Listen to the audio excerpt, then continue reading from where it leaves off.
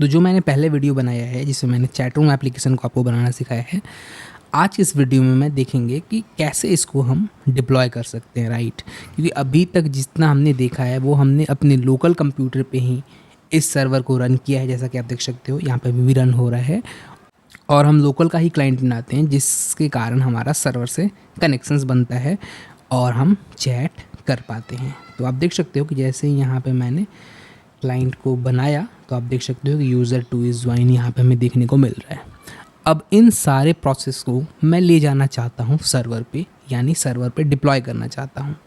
तो आज का ये पूरा वीडियो डिप्लॉयमेंट के ऊपर ही है, जहाँ पे मैं AWS सर्वर को यूज़ करके डिप्लॉय कर रहा हूँ इस एप्लीकेशन को। तो जल्दी जल्दी से हम देख लेते हैं कि कैसे हम एक एप्लीकेशन को डिप्लॉय करते हैं, राइट। ये बिल्कुल ही प्रोडक्शन रेडी अप्रोच नहीं है इस एप्लीकेशन को डिप्लॉय करने का, लेकिन मेरा पर्पस ये है कि मैं आपको दिखा सकूं कि जो चीज़ हम लोकल में रन कर पा रहे हैं, जैसा कि आप देख सकते हो कि यहाँ पे रन कर पाते हैं हम सर्वर, वैसे क्लाइंट को कनेक्ट करा पाते हैं मल्टीपल क्लाइंट को। सेम कॉन्सेप्ट को मैं अगर एक्सटर्नल सर्वर पे रख दूं और सबको मैं IP बता दूं, तो क्या हम एक chat room kind of system तैयार कर सकते हैं।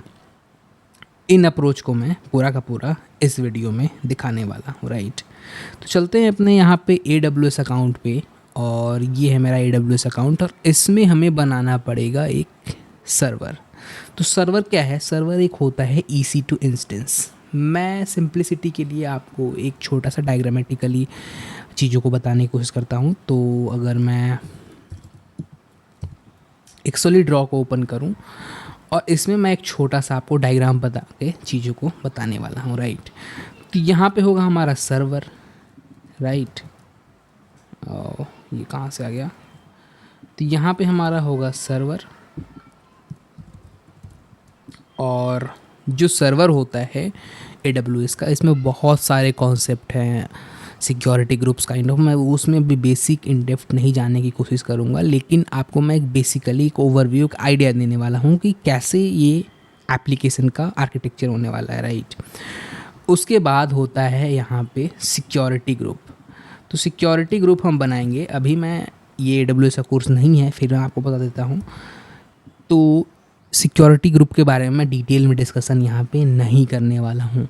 तो मोटा मोटा अगर से मैं सिक्योरिटी ग्रुप की बात करूँ तो सिक्योरिटी ग्रुप दरअसल एक, आप कह सकते हो कि एक फायरवॉल है, जहाँ पे जो भी इंटरनेट से ट्रैफिक आते हैं, राइट। तो जो भी यहाँ से इंटरनेट से ट्रैफिक आएंगे, पहले ये फायरवॉल से गुजरना पड़ेगा, देन वो रिक्वेस्ट हमारे सर्वर पे पहुँचेगा। तो ये होता है सिक्योरिटी ग्रुप का काम AWS में। ये वीडियो हमारा मैं सिंपल रखने वाला हूँ, तो अभी मैं ज़्यादा सिक्योरिटी ग्रुप के इन डेप्थ में बात नहीं करूँगा। और ये है हमारा इंटरनेट, और उसके बाद हमारे पास होता है क्लाइंट।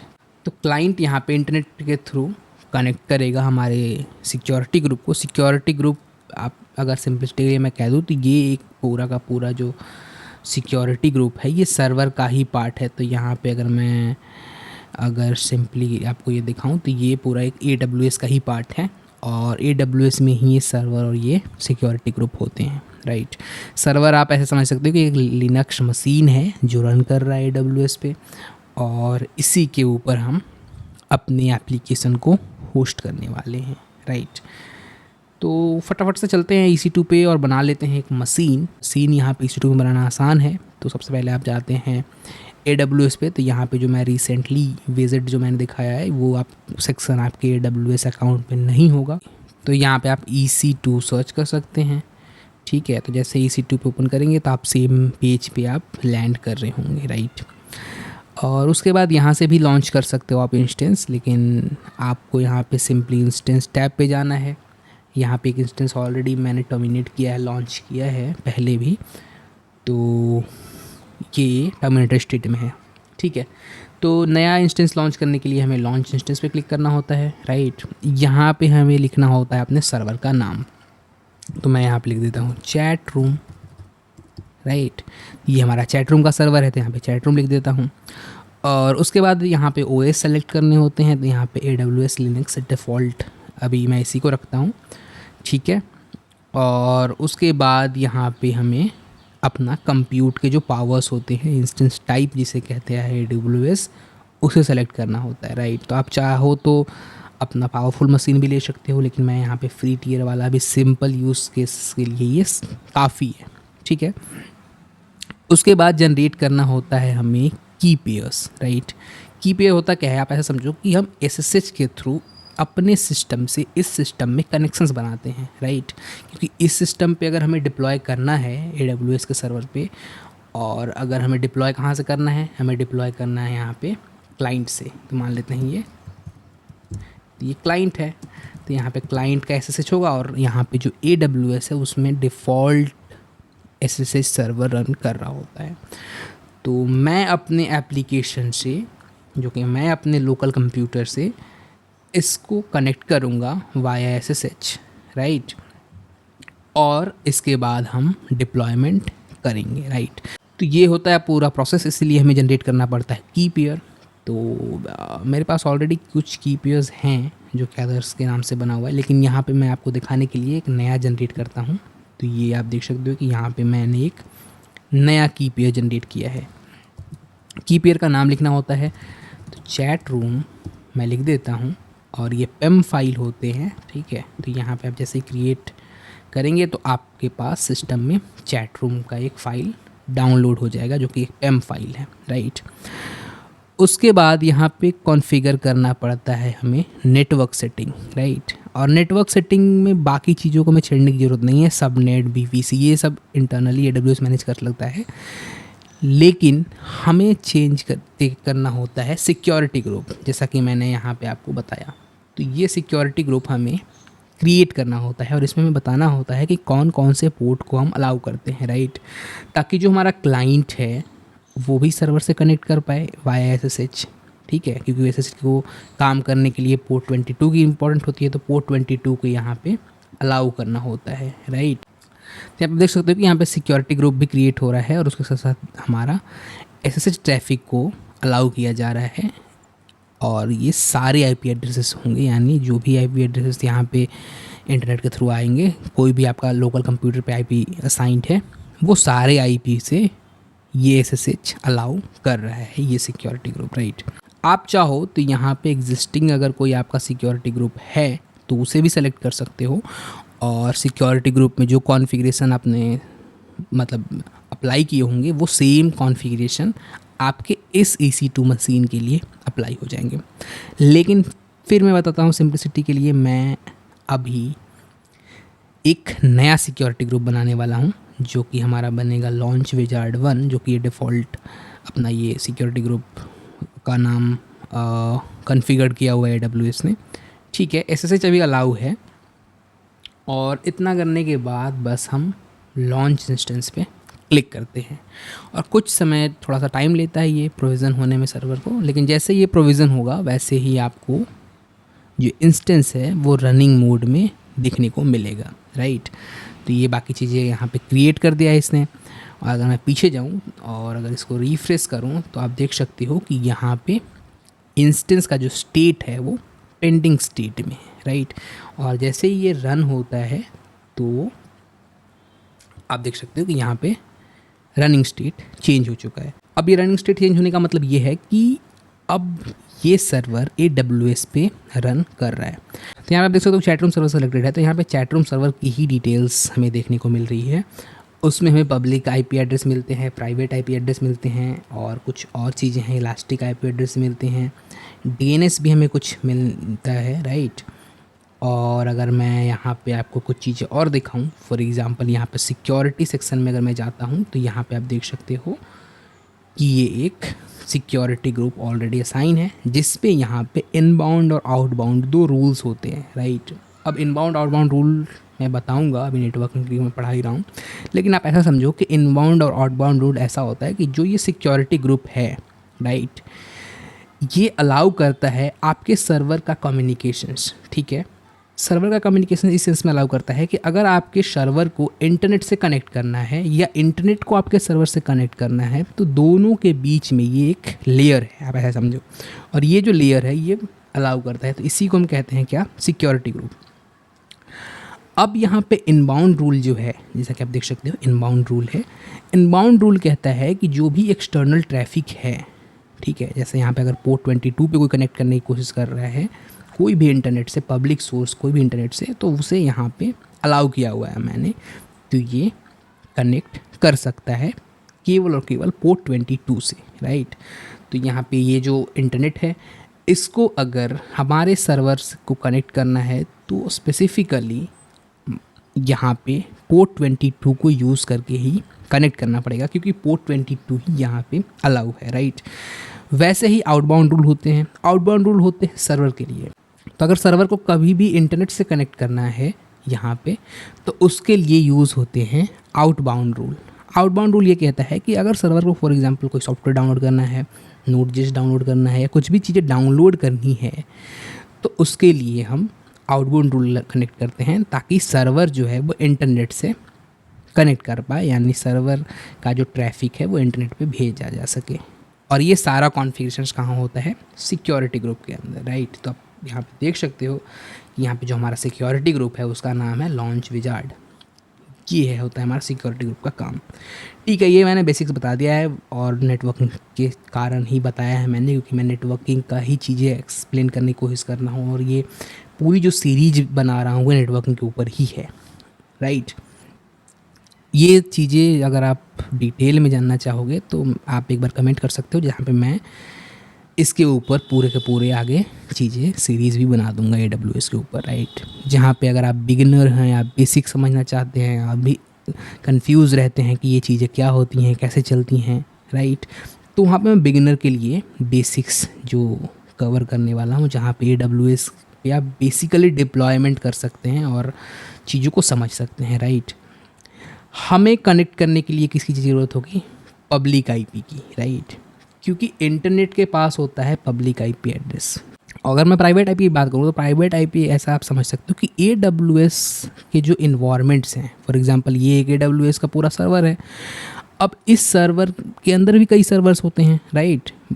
कोई एक सर्वर तो होगा नहीं, वहाँ पूरा डेटा सेंटर्स हैं, उसके अंदर भी बहुत सारे सर्वर्स होंगे, सारे नेटवर्क से कनेक्ट होंगे, राइट।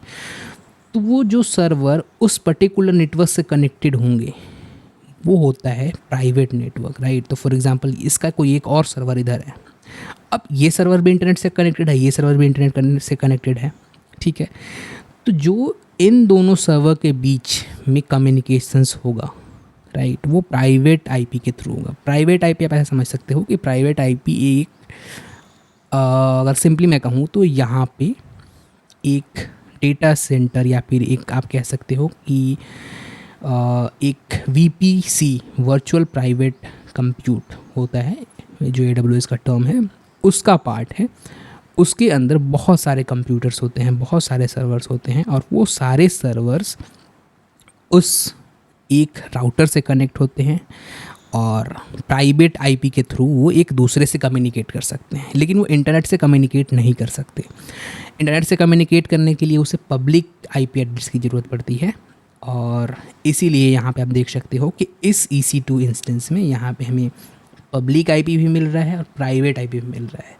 तो फॉर एग्जांपल सेम VPC के अंदर अगर मैं और कोई इंस्टेंस को लॉन्च करूं और अगर मैं उस इंस्टेंस से इस इंस्टेंस को कनेक्ट करने की कोशिश करूं, तो मैं प्राइवेट IP के थ्रू भी कर सकता हूं।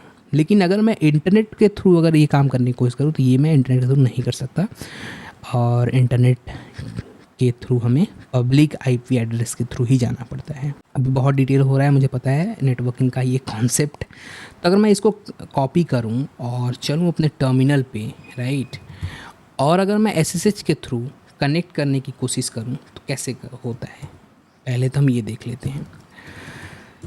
तो यहाँ पे सबसे पहले तो जो हमने फ़ाइल डाउनलोड किया हुआ है chatroom.pem, इसको कुछ परमिशंस देने होते हैं, राइट।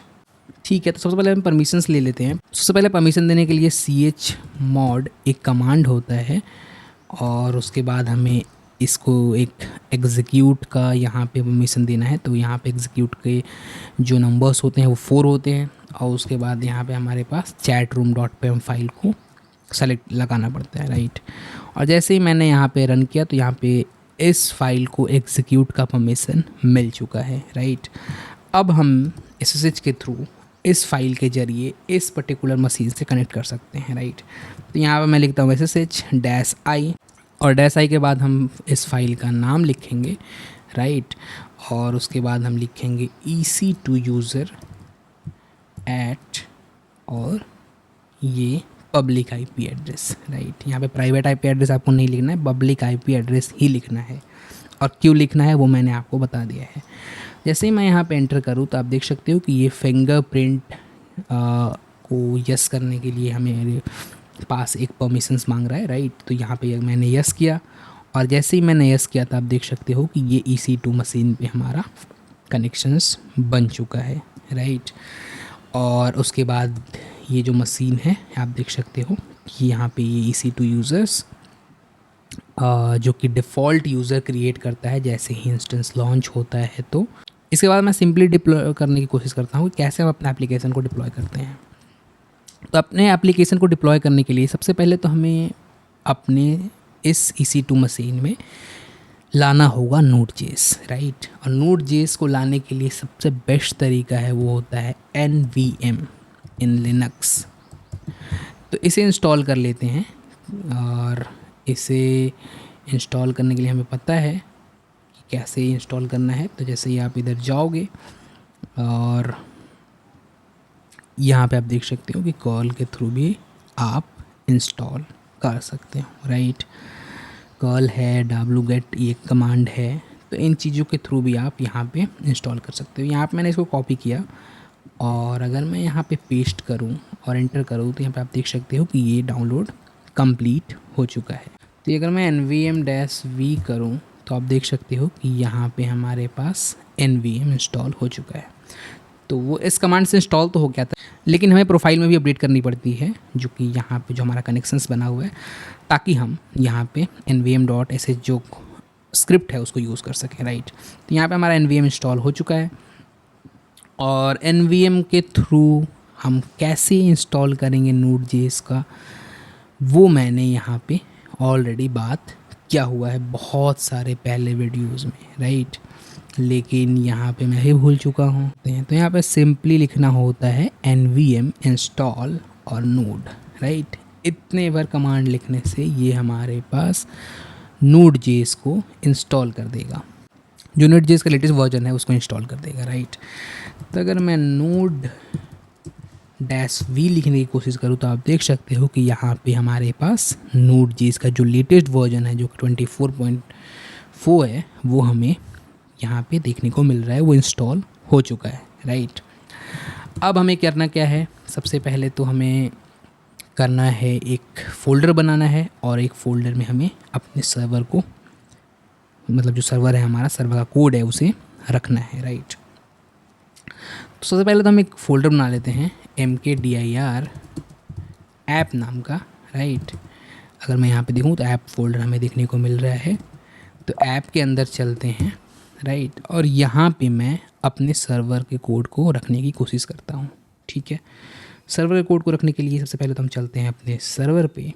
तो यहाँ पे चैट रूम के सर्वर के कोड को रखने के लिए सबसे पहले तो हमें कुछ बेसिक्स कॉन्फ़िगरेशन करनी होगी अपने कोड में, ताकि हम इस सर्वर को अपने पब्लिक आईपी के ऊपर एक्सपोज कर सकें, राइट। ये मैंने ऑलरेडी डिस्कस कर लिया है कि पब्लिक आईपी के ऊपर आपको क्यों एक्सपोज करना है, ठीक है। उसके लिए हमें सबसे पहले आईपी और पोर्ट को बदलने होंगे, राइट। तो जो मैं आईपी यहाँ पे लिखूँगा वो होगा पब्लिक आईपी एड्रेसेस, और जो पोर्ट मैं यहाँ पे असाइन करूँगा इस सर्वर को, वो पोर्ट हमारे इंटरनेट के ऊपर एक्सपोज होने चाहिए। ये बात आपको ध्यान रखनी है, राइट। तो सबसे पहले तो हम लिख लेते हैं आईपी, राइट। और आईपी पे हम जो हमारा पब्लिक आईपी एड्रेस है वो यूज़ कर लेंगे, और उसके बाद हम लिख लेते हैं पोर्ट। तो ये दो वेरिएबल हमने बना लिया है। और पोर्ट में अगर मैं सिंपल 5001 रख लेता हूँ, राइट। और आईपी में मैं यहाँ पे जो हमारा पब्लिक आईपी है उसे यूज़ करने वाला हूँ। ये हमारा पब्लिक आईपी है, और ये 5001 पे मैं इस एप्लीकेशन को रन करने वाला हूँ। तो ये सेम वेरिएबल को मैं यहाँ पे लिख देता हूँ। तो यहाँ पे क्या लिखूँगा मैं, पोर्ट, और यहाँ पे मैं लिखूँगा आईपी, राइट। अब ये जो 5000 पोर्ट है, इस पोर्ट को भी हमें एक्सपोज करना होगा पब्लिक इंटरनेट पे, राइट। तो इसके लिए हमें कहाँ चेंज करने होंगे, हमें चेंज करने पड़ेंगे सिक्योरिटी ग्रुप में, और सिक्योरिटी ग्रुप के इनबाउंड रूल को हमें चेंज करना पड़ेगा। और इस इनबाउंड रूल में हमें एक नया, आप कह सकते हो कि एक नया पोर्ट भी ऐड करने पड़ेंगे, राइट। तो चलते हैं सिक्योरिटी ग्रुप में। तो यहाँ पे मैंने सिक्योरिटी ग्रुप पे क्लिक कर दिया है और मैं यहाँ पे आ जाऊँगा इस सिक्योरिटी ग्रुप जो कि है लॉन्च विजार्ड, राइट। इस सिक्योरिटी ग्रुप को ओपन करते हैं। इनबाउंड रूल के पास है हम, और इनबाउंड रूल को हम एडिट कर लेते हैं। तो यहाँ पर मैंने इनबाउंड रूल को एडिट कर लिया है, और ऐड रूल में हम यूज़ कर लेते हैं कस्टम टीसीपी, जो कि, या फिर मैं यूज़ कर लेता हूँ ऑल ट्रैफिक अभी के लिए। तो ऑल ट्रैफिक यूज़ करने के कारण ये हुआ कि यहाँ पे पोर्ट रेंज, सारे पोर्ट यहाँ पे जो भी पब्लिक पोर्ट होते हैं वो अलाउ हो गए। तो यहाँ पे मैं सिंपली यूज़ कर लेता हूँ टीसीपी। तो अगर मैं यहाँ पे टीसीपी यूज़ करूँ तो यहाँ पे आप देख सकते हो कि वो पर्टिकुलर पोर्ट आपको सेलेक्ट करने को कह रहा है जिसे आप ओपन करना चाहते हैं, ठीक है। तो मैं 5000 यूज़ कर लेता हूँ, और उसके बाद मैं सारे आईपी के लिए इसको अलाउ कर देता हूँ, राइट। ये रूल मैं सेव करता हूँ।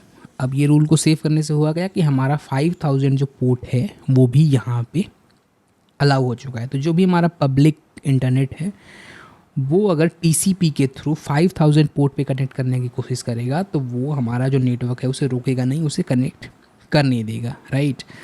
तो ये होता है हमारा सिक्योरिटी ग्रुप का कॉन्फ़िगरेशन कंप्लीट। अब आते हैं हम अपने टर्मिनल पे, और टर्मिनल पे अगर हमारा कनेक्शन सभी भी बना हुआ है तो सबसे पहले तो हम यहाँ पे अपने कोड को डिप्लॉय करते हैं, ठीक है। तो हम एक फ़ाइल को ओपन करते हैं। तो नैनो, यहाँ पे एक सिंपल कमांड है, नैनो सर्वर डॉट जेएस, यहाँ पे एक फ़ाइल बनाते हैं, और इस फाइल में हम अपने जो सर्वर का कोड है वो ला के पेस्ट करते हैं, राइट। तो यहाँ पे मैंने इसको डायरेक्टली कॉपी कर लिया है और मैं यहाँ पे सिंपली पेस्ट करने वाला हूँ। तो ये पूरा का पूरा सर्वर कोड हमारे पास यहाँ पे आ चुका है, राइट। अब मैं इसको राइट करके सेव करता हूँ। तो राइट करने के लिए कंट्रोल ओ और सर्वर जेएस फाइल में राइट करना है, और कंट्रोल एक्स से हमें सेव करना है। फाइल हमारे सेव हुए या नहीं हुए इसे देखने के लिए हमें यूज़ करना होता है कैट कमांड, और कैट के बाद हमें यूज़ करना होगा सर्वर डॉट जेएस जो कि हमारा फाइल है। इसके बाद आप देख सकते हो कि ये हमारे पास जो कोड है जो फाइल में सेव हुआ है वो हमें देखने को मिलता है, राइट। क्लियर करते हैं, और अब मैं इस सर्वर को रन करने वाला हूँ। तो यहाँ पर मैं लिखता हूँ node server dot JS, right, और मैं इसको यहाँ पे रन कर सकता हूँ। तो आप देख सकते हो कि यहाँ पे हमें एक एरर देखने को मिल रहा है, क्योंकि आई थिंक हमने एक मिस्टेक कर दिया है। हमने यहाँ पे 5001 पोर्ट पे रन किया हुआ है, लेकिन जो हमने सर्वर ग्रुप में अलाउ किया हुआ है वो 5000 पोर्ट ही है, राइट। अगर मैं इसको आपको सिंपलिसिटी के लिए दिखाऊँ तो आप यहाँ पे देख सकते हो कि ये 5000 ही अलाउ किया हुआ है हमने। ओके, तो यहाँ पर मैं यहाँ पे 5000 ही रख लेता हूँ, और एक बार मैं फिर से इसको डिप्लॉय करता हूँ। ओके, सो एक बार मैं नया फाइल ही बना लेता हूँ, और RM मैं इसको हटा देता हूँ, राइट। तो यहाँ पे अगर मैं ls करके देखूँ तो यहाँ पे कोई भी सर्वर का फाइल नहीं देखने को मिल रहा है हमें, ठीक है। तो नैनो सर्वर डॉट जेएस,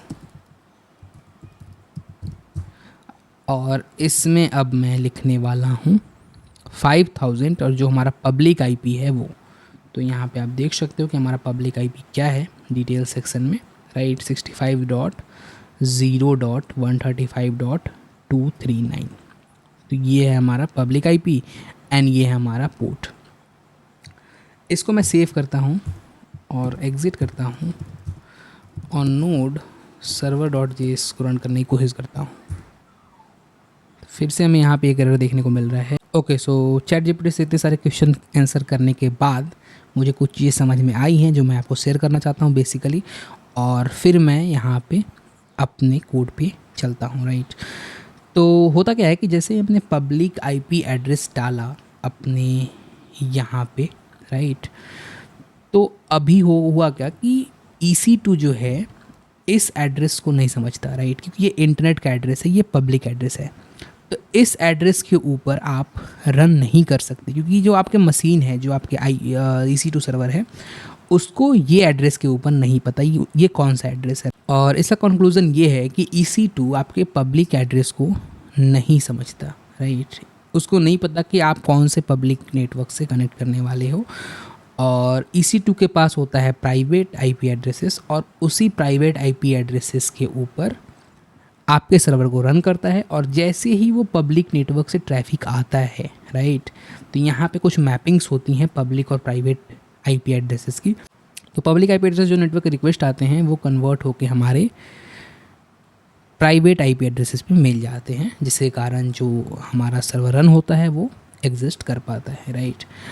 और उसने सजेशन किया कि अगर आप अलाउ करना चाहो तो आप यहाँ पे अलाउ कर सकते हो। बेस्ट प्रैक्टिसेस ये है कि आप अलाउ करो यहाँ पे, बिकॉज ये हमेशा पब्लिक होता है, ठीक है। तो इन चेंजेस को मैंने किए अपने सर्वर पे, राइट। और सेम चीज़ को मैं यहाँ पे अगर डिप्लॉय करके आपको दिखाऊं, और ये मैंने टेस्ट अभी किया हुआ है, तो अगर मैं यहाँ पे कैट server.js, और यहाँ पे आप देख सकते हो कि यहाँ पे मैंने IP रखा हुआ है 0.0.0.0 एंड 5000 पोर्ट के ऊपर मैं लिसन कर रहा हूँ, राइट। तो अगर मैं इसको रन करूँ तो आप देख सकते हो कि यहाँ पे हमारे पास 5000 पे सर्वर रनिंग हो चुका है। अब हम चलते हैं अपने क्लाइंट के ऊपर, और क्लाइंट के ऊपर हम कनेक्ट करने की कोशिश करते हैं अपने पब्लिक IP एड्रेसेस के थ्रू, राइट। तो यहाँ पे IP एड्रेस और पोर्ट जो लिखे हुए हैं उसको हम चेंज करते हैं, और देन मैं यहाँ पे कनेक्शंस बनाने की कोशिश करता हूँ, राइट। तो मैं यहाँ पे वेरिएबल्स बना लेता हूँ IP एंड पोर्ट, राइट। और हम यहाँ पे पब्लिक IP और जो पोर्ट है हमारा 5000 वो लिखने वाले हैं, ठीक है। तो यहाँ पे मैंने IP में IP लिख दिया हुआ है। अब पोर्ट मैं यहाँ लिख देता हूँ 5000। तो यहाँ पे मैं पोर्ट लिख देता हूँ और इसमें मैं IP लिख देता हूँ। तो अब अगर मैं रन करूँ इस client.js को, तो हमें इस सर्वर से कम्युनिकेशंस देखने को मिलेगा यहाँ पे, राइट। client.js, और अगर मैं एंटर करूँ तो आप देख सकते हो कि यहाँ पे user1 हमें कनेक्टेड का मैसेज देखने को मिल रहा है। अब जो मैसेजेस देखने को मिल रहे हैं वो हमें इस सर्वर से देखने को मिल रहे हैं, राइट।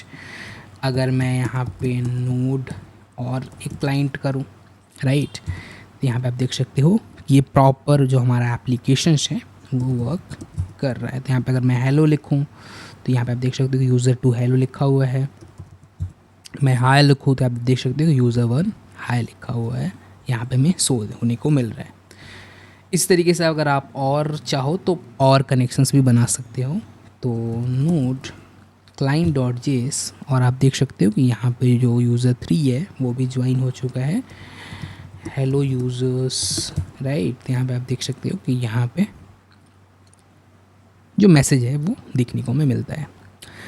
तो इस तरीके से आप सम काइंड ऑफ डिप्लॉयमेंट कर सकते हो अपने एप्लीकेशंस को, अपने एप्लीकेशन को पब्लिकली डिप्लॉय कर सकते हो, और आप ये क्लाइंट दे सकते हो। अगर आपके डेवलपर फ्रेंड्स हैं तो वो क्लाइंट जो आप दोगे, अगर उनके सिस्टम में Node.js है और नोड से एक क्लाइंट रन करेंगे, तो आप लोग एक पर्टिकुलरली चैट रूम में ज्वाइन हो जाओगे, और आप ऐसे कह सकते हो कि एक मैसेज कर सकते हो, डेवलपर फ्रेंडली मैसेजेस कर सकते हो, राइट। एंड ये एक जो मैंने डिप्लॉयमेंट किया है ये एक प्रोडक्शन डिप्लॉयमेंट नहीं है। फिर मैं आपको बता दूं कि ये बस मैंने एक लर्निंग पर्पस के लिए किया हुआ है, मैंने आपको सिखाने के लिए किया हुआ है कि कैसे हम एक एक्सटर्नल मशीन पे अपने कोड को डिप्लॉय कर सकते हैं, और जो हमने चैट रूम एप्लीकेशंस बनाए, जो नेटवर्किंग सीरीज हम फॉलो कर रहे हैं, उसको कैसे हम एक एक्सटर्नल सिस्टम पे रख सकते हैं, इंटरनेट पे रख सकते हैं, और इंटरनेट के थ्रू हम कनेक्ट कर सकते हैं इन सिस्टम्स पे, राइट। मुझे उम्मीद है कि आपको वीडियो सही लगा होगा और चीज़ें समझ में आई होंगी, राइट। यहाँ पे जो मेरा सर्वर है ये अभी स्टार्ट किया हुआ है, तो ये एक लर्निंग पर्पस के लिए मैंने स्टार्ट किया हुआ है। लेकिन अगर आप AWS का अकाउंट बनाते हो और उस पर अपना सर्वर रन करते हो, तो आप मेक श्योर करो कि उसको टर्मिनेट कर दो, राइट। ताकि आपके जो अकाउंट है उसके ऊपर बेल जनरेट ना हो। ये एक बेस्ट प्रैक्टिसेस है। और लर्निंग पर्पस के लिए जो भी आप इंस्टेंस लॉन्च करें उसको आप टर्मिनेट कर दो ड्यूरिंग द टाइम। सो आप जैसे आप लर्न कर लें, चीज़ों को समझ लें, तो आप टर्मिनेट करें। टर्मिनेट करने के लिए यहाँ पे इंस्टेंस स्टेट पे जाना होता है, स्टॉप भी कर सकते हो और डायरेक्टली यहाँ पे आप टर्मिनेट या डिलीट इंस्टेंस पे क्लिक करके डिलीट कर सकते हो इस इंस्टेंस को। Thank you for watching this video.